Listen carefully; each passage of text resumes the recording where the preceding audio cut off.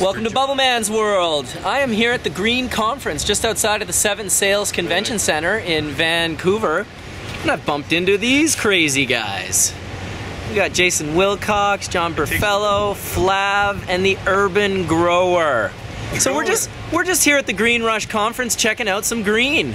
Actually, purple.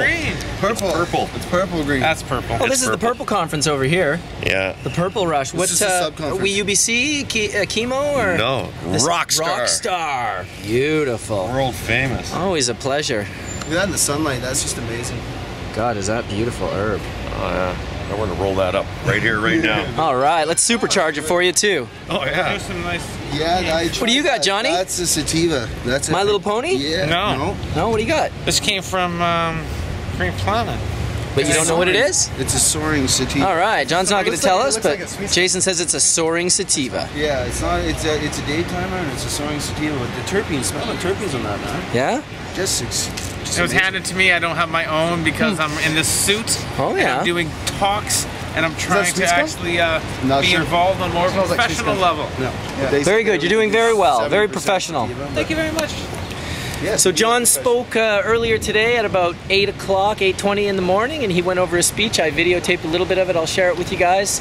And I'm speaking at 11, and then after that it'll just be kind of cruising around, checking out the rest of the speakers, and meeting some people. It's a lot of people from the financial district, not a lot of people from the cannabis industry, but there are a few of us, and there are some familiar faces. So we're gonna puff. We'll see you in a bit. Medication. Vancouver 101. Look at these three guys right here. There's some guys that have been making some action with our injunction, Yeah, man. fighting the good fight, keeping our licenses in order. You know, we shouldn't. I give all three of you huge props. Cannabis, though. You know, What? We it's can't. a constitutional right. We can't lose it. And you know what I don't understand? Why are we spending so much money on something that's a right? This should just be a given. The government should be funding us for this fight. What do you think, dude? I support that. Oh, and once again, the great gardener just comes out of nowhere. Super good. We're talking about the injunction. Oh yeah. We're supercharging joints. We're sitting outside of a Green Rush. We were smoking some hash. We were just doing some. We're just doing what we do. Hey, thanks, man. Very nice. Wish you guys could all be here. It's a great time here in Vancouver at the Green Rush Conference. Peace. There in Urban Grower. Yeah.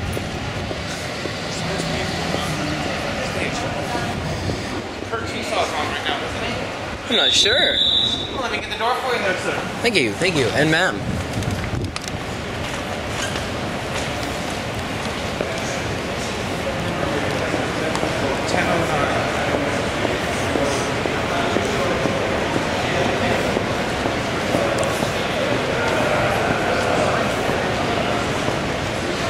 Just walk in with me.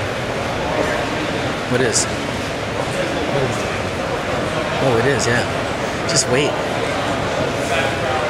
You have no idea, Shar. Probably. Yeah, have you registered yet?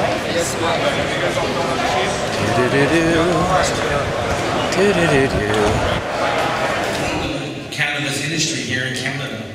There's new rules in regards to medical marijuana. We have licensed producers.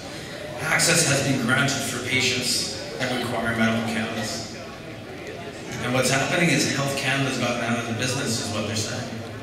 There's no more calls to be made. You can't get a hold of them. Health Canada has no more involvement. And it's simply now a diagnosis from your doctor, a prescription, going to the Health Canada website, downloading a form from one of several licensed producers that offer cannabis flower. There's no more filling out the 30 forms, sending it into the Health Canada, waiting 3 to 6 months. Some of us waited up to a year. I mean, it was like a lottery. You had to wait to see if you were going to get accepted or you were going to get right to legal access cannabis. So there's no more doctors charging $300 to $500 for prescriptions.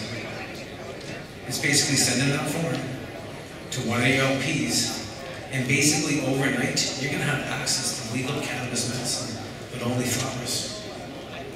And in the US, we have legal cannabis. We all know that, Colorado, Washington. But how many people knew that there was over 16 medical states in the United States too, so it's only a matter of time. The next generation is cannabis. It's the next gold, people, and it's why we're all here today. We don't have to mine it from the ground. We have to grow it from the earth. We all see the difference, right? Gold, something we wear as a commitment, as a ring. A lot of people have it. Or around their neck for love. But basically, throughout history, it's been worth so much, but what is its real value? It's something just to look at, right? But cannabis, it has more value than any other mineral or plant on this earth. It's a fuel, it's a fiber, it's a food, hey, it's a medicine. And that medicine, we're just scratching the surface, really. We have no idea how things are going to happen in the future. The future is cannabis, the future is now. And it is a billion-dollar industry that we're upon us here today. We're all here to learn this industry, about its potentials, and everybody's talking about the green currency, the green rush. I'll be here all day, guys. Come and see me at the Maintainer booth. I'll also be over at NextGen's booth. And I hope you really enjoy today's education on cannabis, industrial hemp, what we have to offer. And why you're all here today is to understand and learn this new industry. The billion-dollar industry, but like Harry said, it's actually a trillion-dollar industry, and it's only just beginning.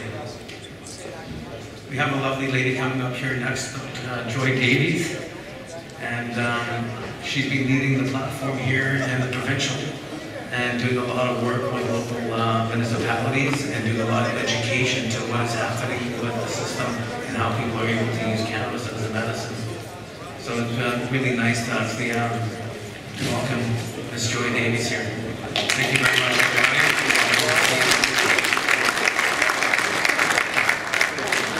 coming. This is Controlled Drugs and Substances Act for about the last 10 years.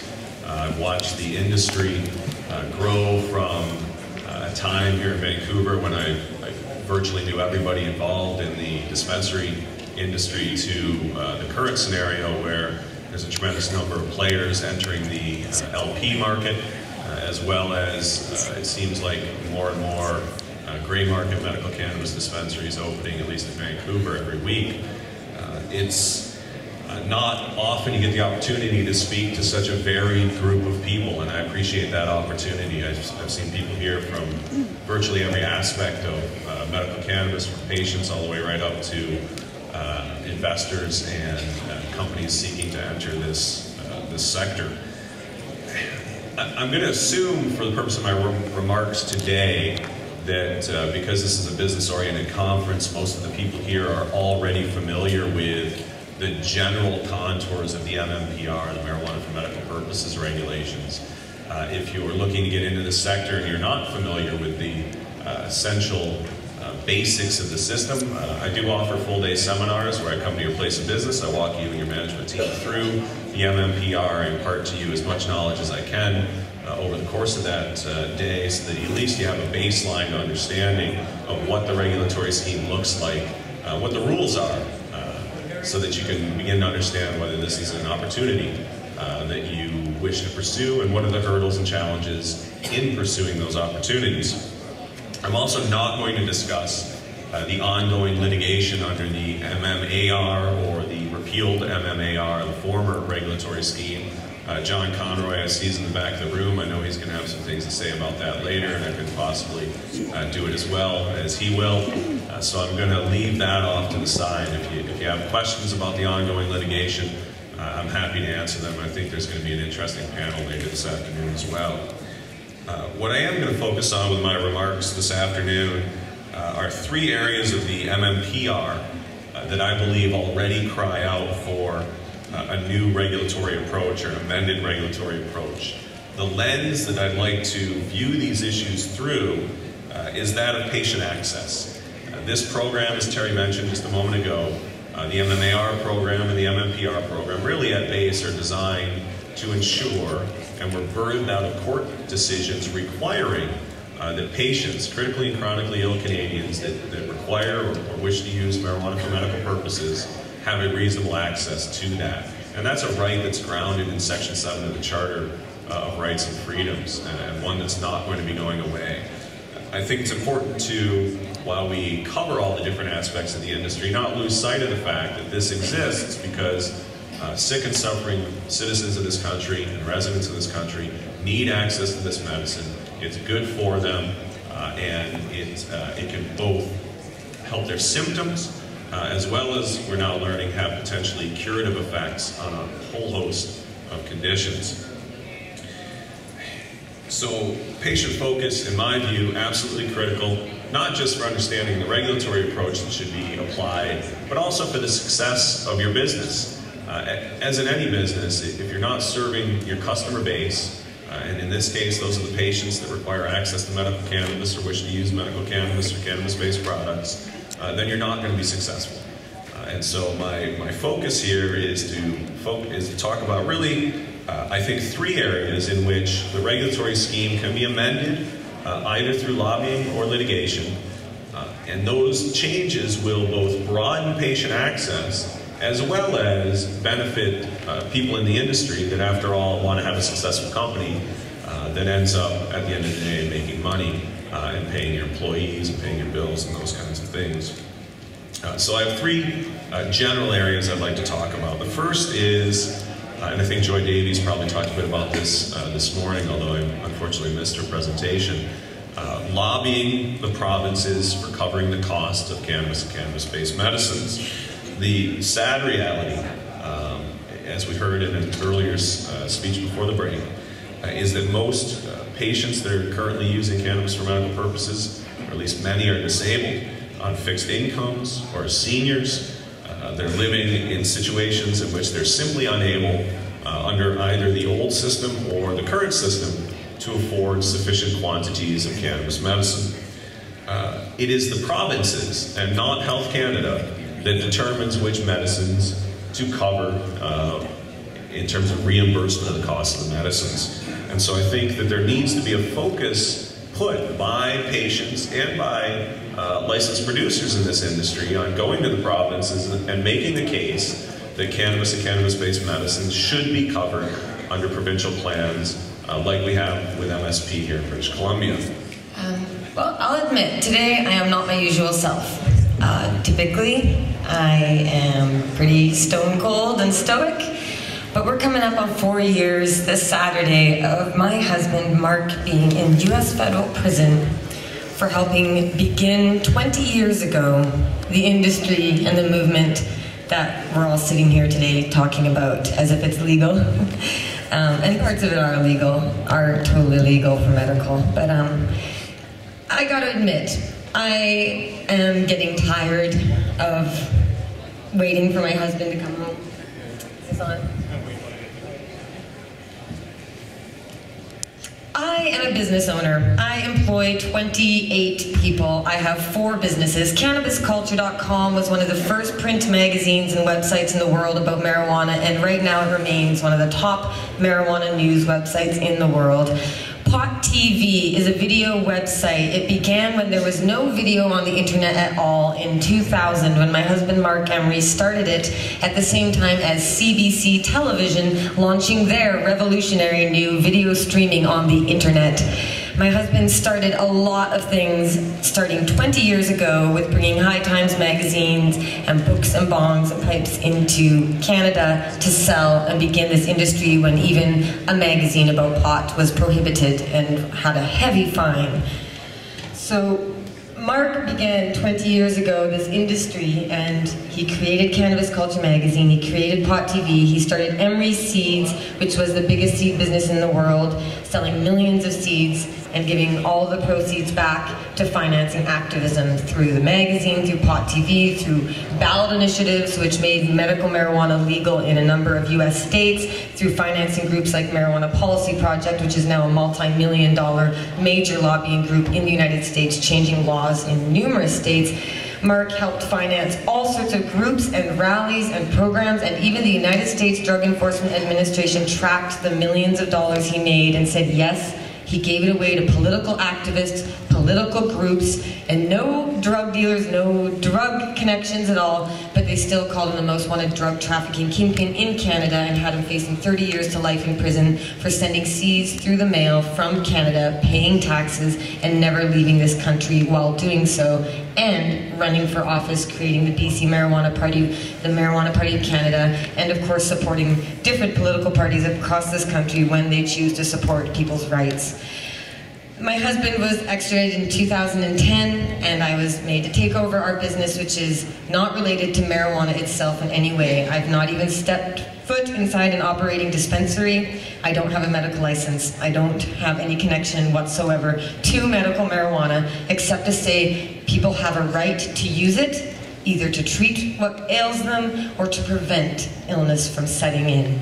And that is a right we all have, and I will always advocate for the right of medicinal use of marijuana, free from any risk of arrest or imprisonment or suffering. So. All right. There's the little cue. Okay. Well, thank you all for joining us today. Good afternoon. My name is Mark Richardson. I'm a local businessman, owner of Fresh Headies and Bubble Bags, and a distributor for Hemp Hoodlum clothing here in Canada. I've been involved with cannabis fairly intimately for the last 25 years, actually, not 15. That's okay. And I'm not a scientist, I'm not a doctor. All of this has been through bioassay. A lot of my experiences have been learned through my experience with cannabis. It's nice to see everyone showing an interest in cannabis here in Canada. I'm going to be covering an overview of cannabis by talking a little bit about industrial cannabis, which is hemp, recreational cannabis use, and medical cannabis use. And I prefer to use the word cannabis over marijuana, mainly because the foundation of marijuana, it's a Spanish word, it's rooted in racism, it comes from the 30s, so I'll be referring to cannabis today, all of them, whether it's to be smoked recreational, to be used medicinally, or to be used industrially, I'll be referring to it as cannabis. I started my own company, Fresh Headies, which is a company I've run for the past 15 years, and we specialize in glandular trichome isolation. I'll try to get to a picture to give you a little bit of an idea. There's a glandular trichome right there. I took this photo myself. You have two types of trichomes here. A capitate stalked glandular trichome is the tall one, and then the smaller one is a capitate sessile. There are three types of trichomes. There's a third one called a bulbous, which looks exactly like these ones, but it doesn't have a stalk. It's just the head. Here's a picture of a cannabis plant that you can see is just covered in these medicinal aspects. And Kirk touched on it a little bit, as well as I'm sure Dr. Hornby did. All of the medicinal value that we seek, the cannabinoids, THC, the terpenes, the terpenoids, the modulators, they all are produced inside the glandular head of the trichome. So the actual medicine that we're talking about here today is inside those tiny little glands. The resin produces the cannabinoids that we have found to feed our endocannabinoid system. And I wanted to tell you guys just a little bit about the endocannabinoid system. I'm personally not a doctor, but I've been learning a lot from the doctors that I know and studying. And so the system, the endocannabinoid system, or the ECS, is a system that each and every one of you here today has, a system that helps regulate the biological functions in your body. Now in the 90s we discovered receptors in our brains called CB1, and later discovered a second receptor called CB2, which are found primarily in the immune system, the GI tract, liver, spleen, bones, heart and kidney, and peripheral nervous system. These discoveries of the cannabinoid receptors, endocannabinoids, and the related enzymes that make up what is now called the endocannabinoid system, And it seems to be essential in most of our physiological systems, and it is essential to life as it relates messages that affects how we eat, sleep, relax, forget, and protect. These receptors protect proteins include endocannabinoids, synthetic cannabinoids, and of course phytocannabinoids, which are the ones found in cannabis. And this leads me into my final discussion. I'm getting beeped here. I'm 16 seconds over. I hear a lot of people say, well, I support medical cannabis but not recreational. Well, let's take a look at that through the eyes of the endocannabinoid system. Now, obviously, smoking a lot of anything isn't going to be ideal, but vaporization and oral ingestion will feed your endocannabinoid system and offer preventative means of avoiding health problems later in life.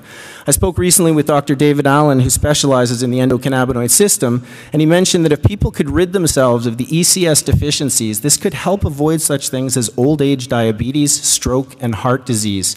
And his real focus is on the ability for the body to continue to produce insulin through endocannabinoid regulation. Deficiencies in this older age could cause old age diabetes, which can in turn cause diabetic complications.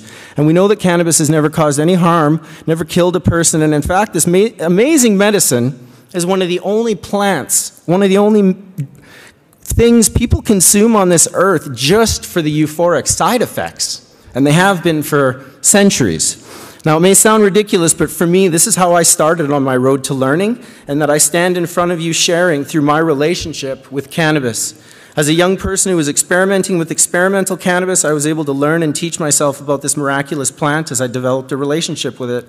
Today, I'm a federal exempt cannabis user and grower, and can say that growing is an aspect of the plant, is part of the healing that it offers me. The gardening aspect of being able to produce my own medicine within my own space and breed my own strain is one I do not take for granted. I stand before you as supporter of licensed producers, personal production licenses, dispensaries, and all forms of cannabis trade and sale. Everyone should be allowed to grow this wonderful medicine. Thanks for your time. Good job. Good job, man. Really good job. Another very bright young girl. And our member companies to actually advocate for the rights of American farmers and producers and consumers in the United States to be able to access industrial hemp food products and body care products, fashion, composite products. So a little bit about our corporate office. Myself, as I said, president of the association. Larry Serban with Hemp Traders, which is also here at the booth with us if you'd like to visit with him, as our vice president. Steve Levine is our CFO and treasurer and our ex-president, and then our executive director, Eric Steenstra. So here's just a list of our quick board, as Mark was talking about industry, and this just sort of gives you an idea. Everything from a fashion to soap to hemp decortication to fiber processing and food processing combines our board. So here's some of us. One of the things that we do is a lot is working directly with Vote Hemp, and I will be sharing more about the work of Vote Hemp here in just a moment. But here we are with some of our members as we were up on Washington, D.C. for our lobby day. This was a full organized lobby day where we were in the offices of our congressional leaders, and I will explain a little bit more about why we are on Capitol Hill and why our lobby days are so important to us. So a little bit about Vote Hemp. As the Hemp Industry Association and how we're registered is quite different than how Vote Hemp is registered. And they're registered as an advocacy group which can actually go then on to Capitol Hill and do the appropriate lobbying that we need to do in the United States. Unfortunately. Most of the people my age, I say, you know about 420? They look at me and they have no idea.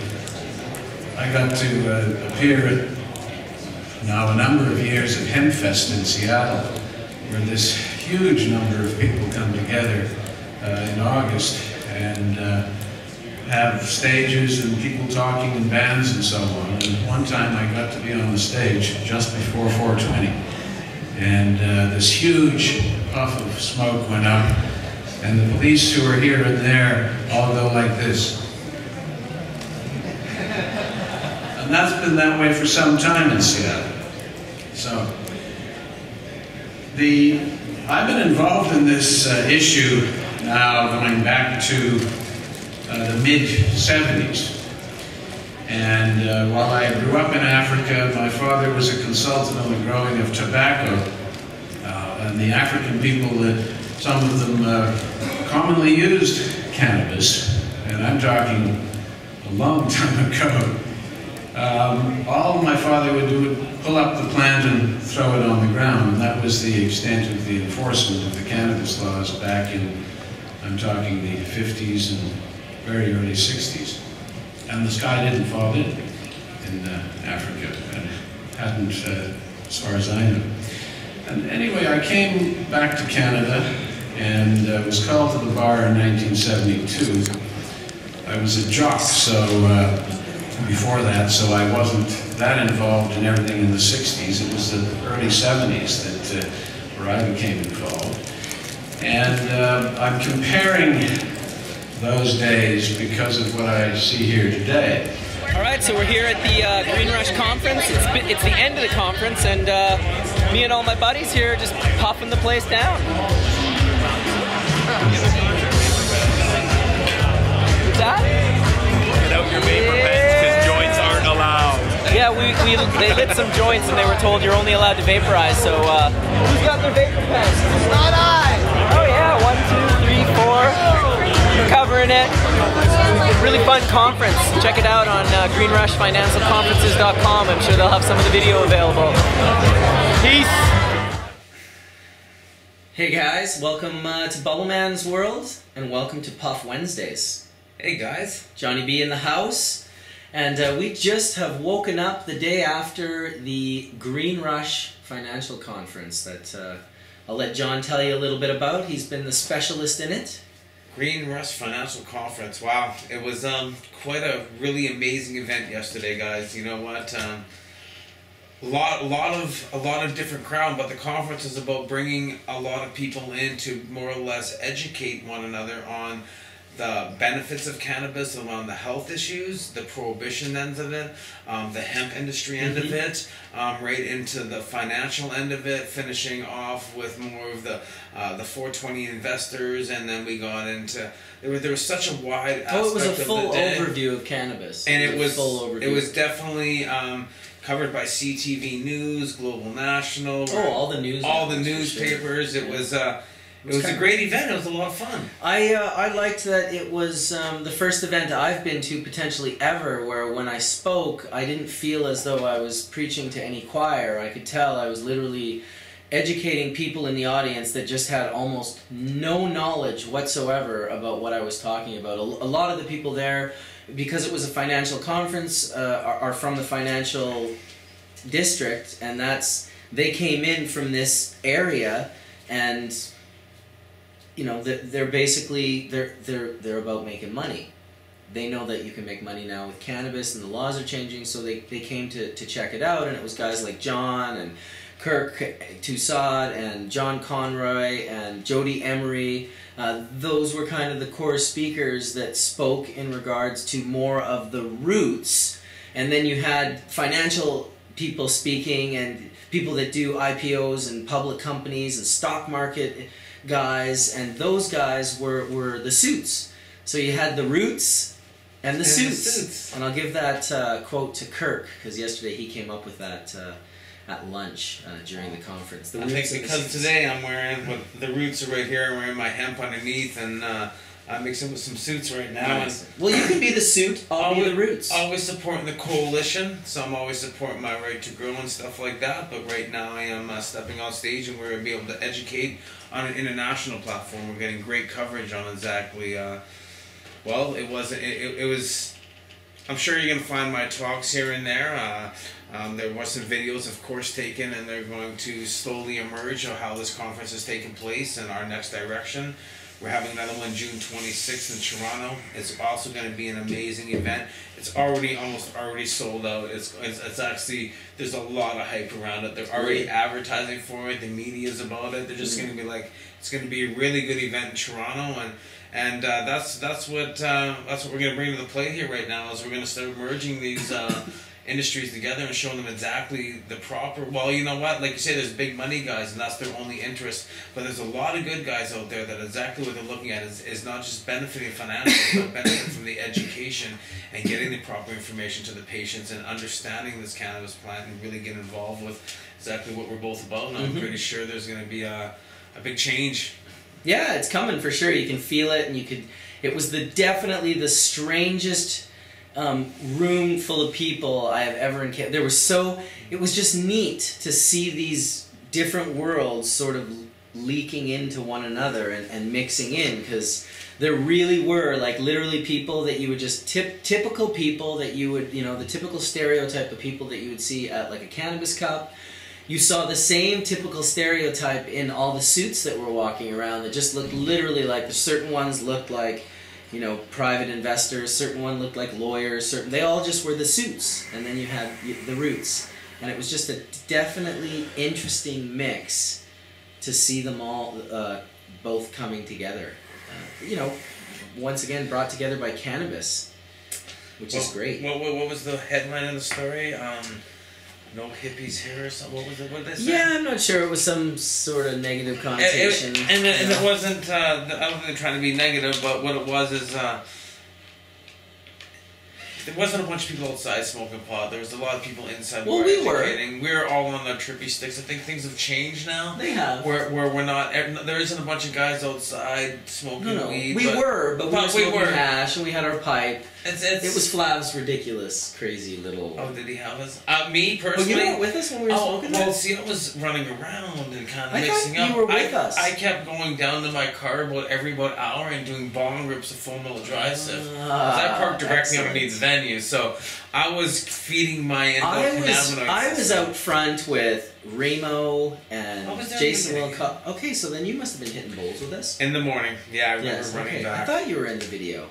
We just showed it right before this, so exactly. Yeah. So you were there. I was there. He was there. I was there. Awesome. So confused yesterday. It was a long day. Long day. We were there at 7:30, 8 o'clock. John spoke at 8:20.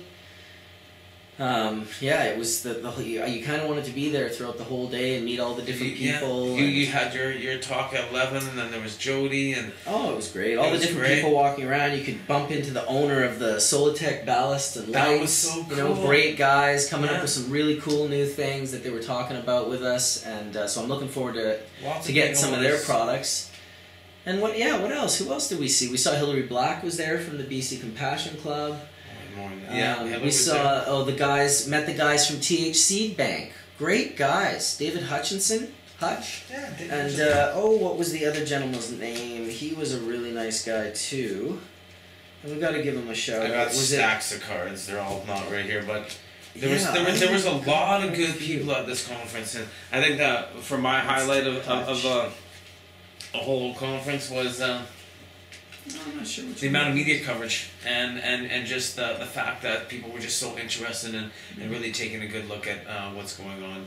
Yeah, well, hopefully, the next one that comes to Vancouver will be even, busier and more full, and more people will come to offer what they have, but also to learn. Because it's when we all share and learn that you can kind of step this into the next level of like, how do we build the proper infrastructure to actually put all of these ideas. You all know that an idea is about 1% inspiration and 99% perspiration. So you've got ideas coming out the yin-yang, but how do you execute them? We were talking about that once we finished the event. We all piled back to Cannabis Culture. Yes, we did. Yeah, we went and had a nice, and that was kind of a really nice session. We had this big group of people. We didn't get to film any of that because we were literally puffed. Just so tough, but it was a great group of people. My old business partner, Martin Moravchuk, was there from Manitoba Harvest, and our other partner from the beginning, John Gio, was there, who we hadn't seen in forever. Kirk and John Conroy, myself, John. Jody was there, Jeremy. There was a great group of people that kind of... Matt, Matt the great gardener. I know, Horatio. Yeah, no, they're just, you know what? So many people just pulled in there. It was really cool to sit down and just have that. It was nice to actually have that after the conference. It was necessary. And in fact, it was kind of one of the keys that one day when these conferences, because at the end of the conference, although you saw us puffing down in there, we were really the only ones, and we left after that, and I'm sure it was just alcohol after that. It was. Wouldn't it be amazing that one day those conferences have the vapor bar and the smoking area, and then they also have medibles, and they also have, if you want to have your alcohol as well, it would just be so neat.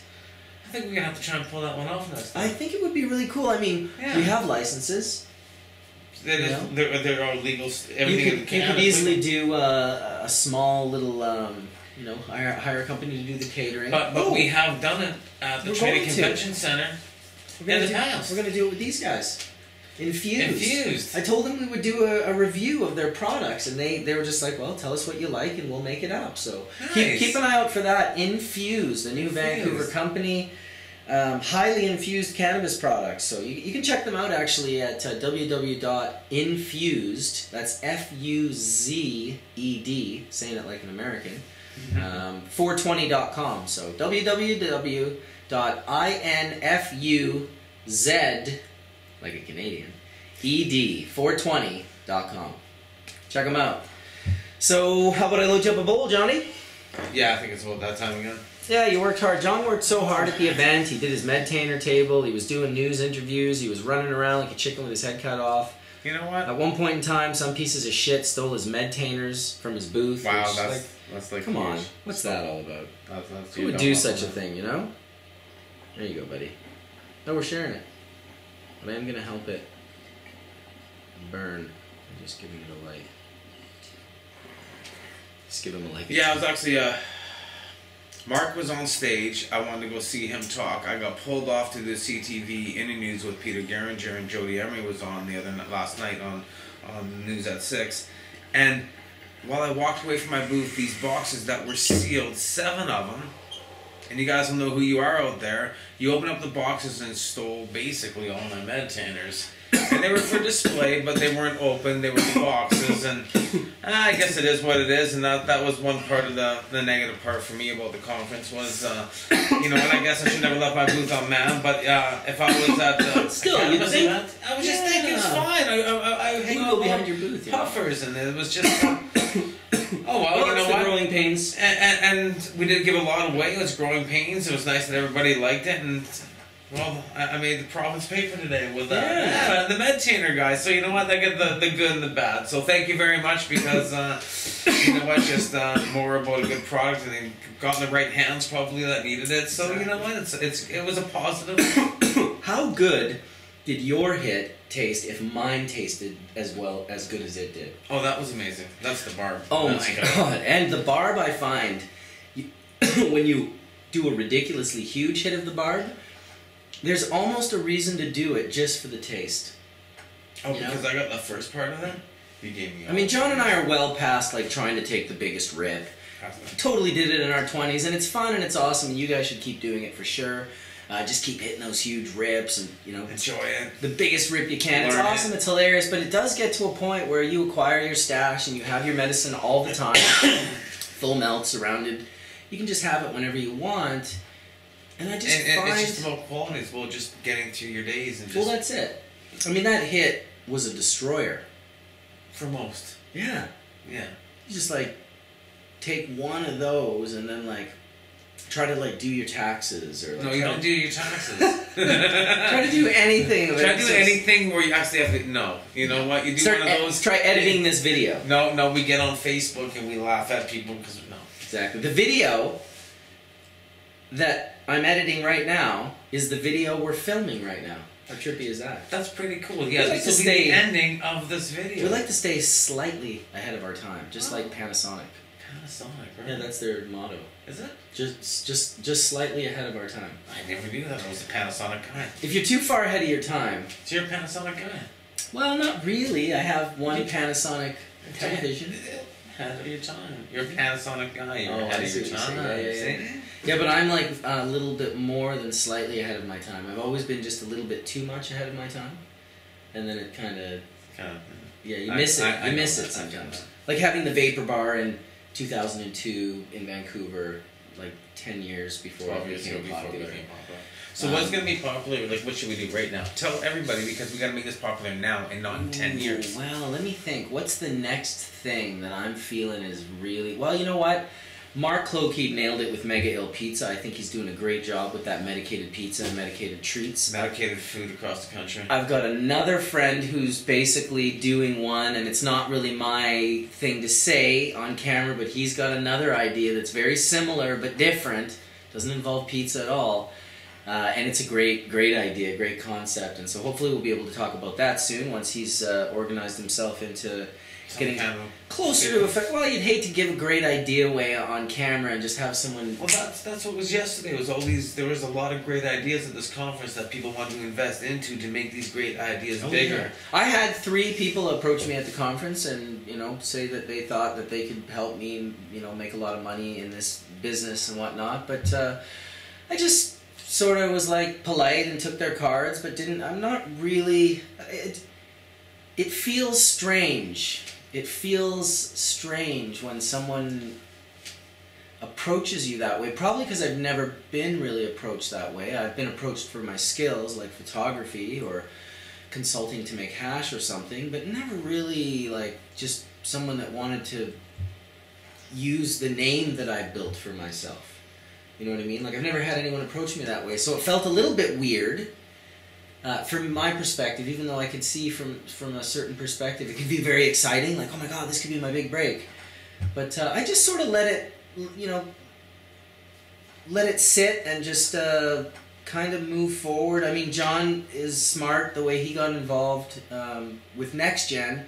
NextGen is all about education and conferences. I think they're going to be doing an analytical company, which will be all about testing and doing all these other things. So for John, it's communication, and he hasn't sold his name to anyone. He's not like backing an LP or, you know what I mean? He's just John Burfello that is. I just want to educate you guys. Dude, without John, I wouldn't have been at the conference. Jody wouldn't have been at the conference. Kurt Toussaint wouldn't have been at the conference.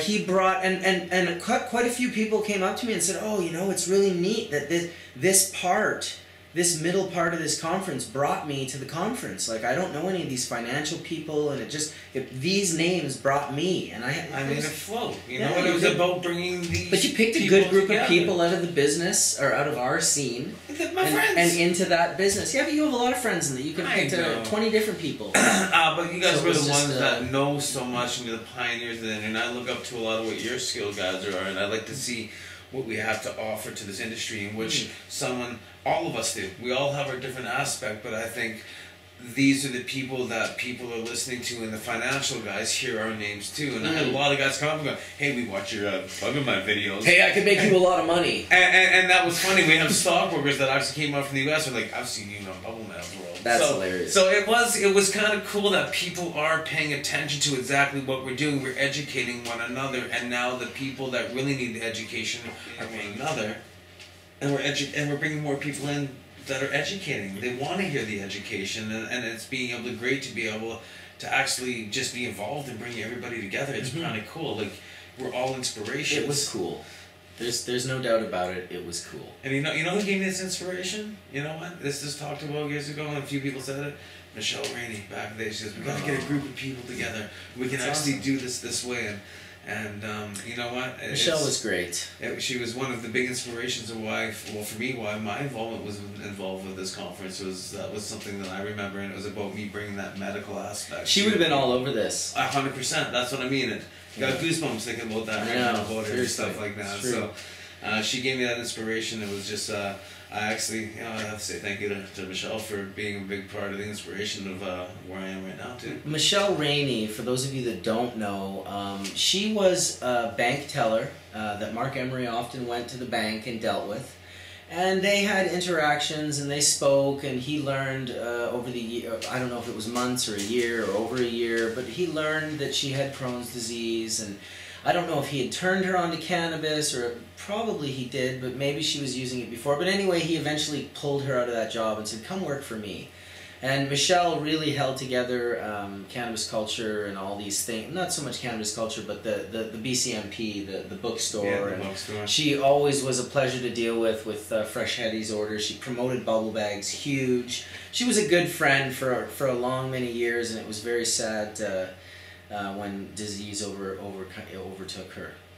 When she was involved with the Treating Yourself magazine, big stuff in Toronto, and Michelle was really about having educational packages out there and stuff like that. When I was having my educational packages, and that's where my link with Michelle came in, as we were both doing the same thing, and it was. But anyways, you know what? Peace and love to her, of course. Absolutely, rest in peace, Michelle. You were a great person. Yeah. How about I give you a bong rip on that note, John? Yeah, well, thank you. A more reasonable one, perhaps? Yeah. Or? This looks pretty nice. Look at that. See the way it just sort of didn't even move? Not even sure what it is. Bunch of different barbs got left out on the plate. Can't remember what's what. It all tastes so good. After nice hard work and stuff like that, it was kind of nice to just come back and relax and talk about our great day yesterday and reminisce today and just talked about what we see looking for the future and where positions lie for all of us people involved in this industry and have been so passionate about it over our whole lives. Yeah, well, if you guys want, you know, come check them out in Toronto. I'm not 100% sure that I'm going to be there, but John will be there, and the Next Gen team will be there doing another conference. He's already given the dates once, but it's June 26th. 26th in Toronto, and I guess that's at also the convention center. Yes, there? it will be. I'm not 100% sure, so I better make sure. You can check out greenrushfinancialconferences.com, and that'll give you all the information that you need there. And yeah, man, thanks again for coming out for Puff Wednesday-Thursday. Puff Wednesday-Thursday, but you know what? Yesterday was probably one of the